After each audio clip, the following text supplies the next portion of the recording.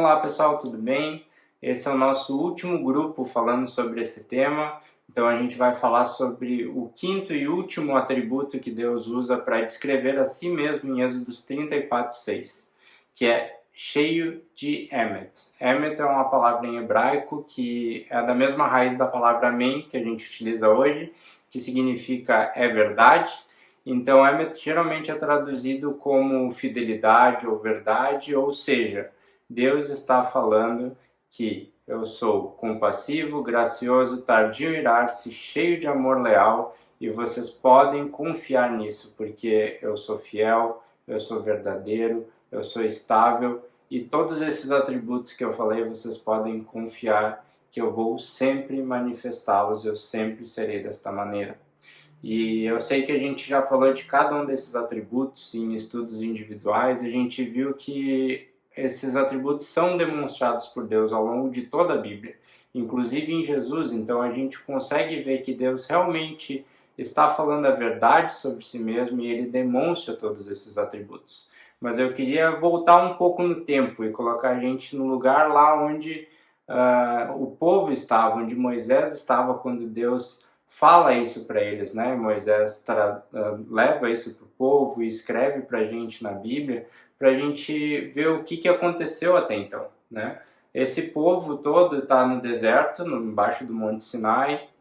Moisés está lá em cima falando com Deus, mas Deus libertou esse povo da escravidão que eles viviam no Egito. Deus, quando eles chegaram no Mar Vermelho, o exército do Egito veio atrás deles, eles reclamaram dizendo que preferiam ter ficado no Egito do que morrer pela espada ali. Mas Deus provê salvação para eles atravessando o Mar Vermelho e destrói o exército egípcio.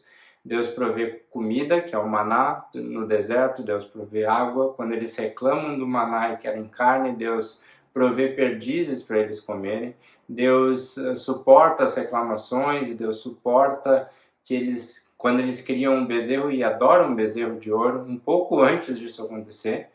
Então Deus já demonstrou todos esses atributos que ele fala.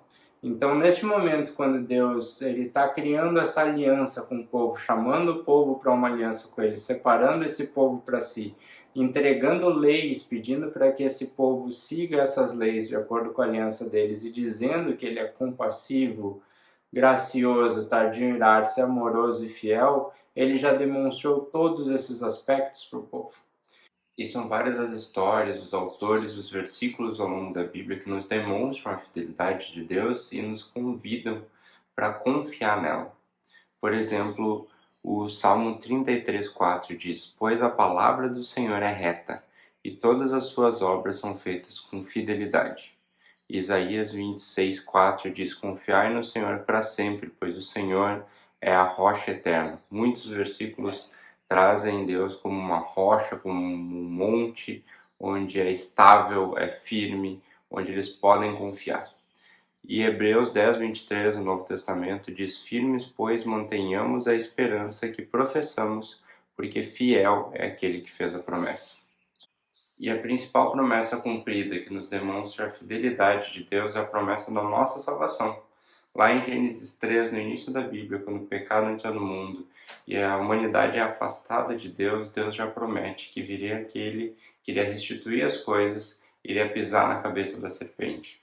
Mais tarde, com Abraão, ele faz uma aliança, ele promete que a sua descendência seria grande, faria um povo que iria abençoar todos os povos da terra.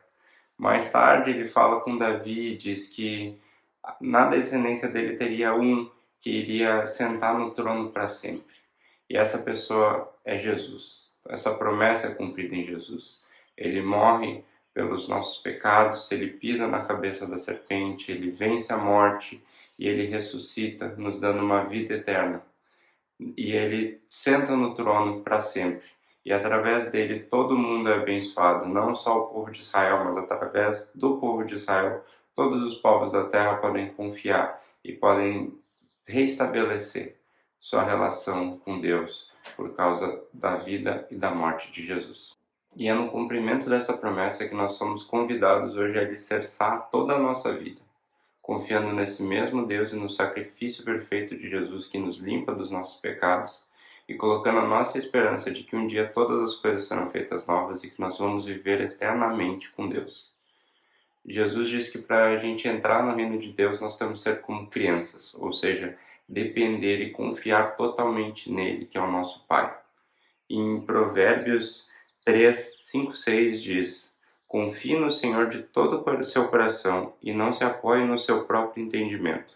Reconheça-o em todos os seus caminhos e ele endireitará as suas veredas. Mas será que no nosso dia a dia, nos momentos de dificuldade, a gente confia na fidelidade de Deus? A gente confia que Ele é compassivo e que Ele nos ama?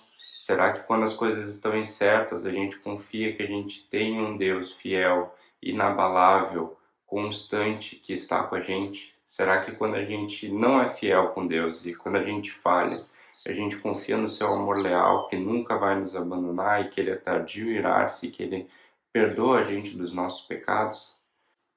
Que possamos a cada dia aprender a confiar na fidelidade de Deus e a depender completamente dele, porque ele é fiel e imutável, e a sua promessa de vida eterna para aqueles que creem em Jesus é verdadeira e segura.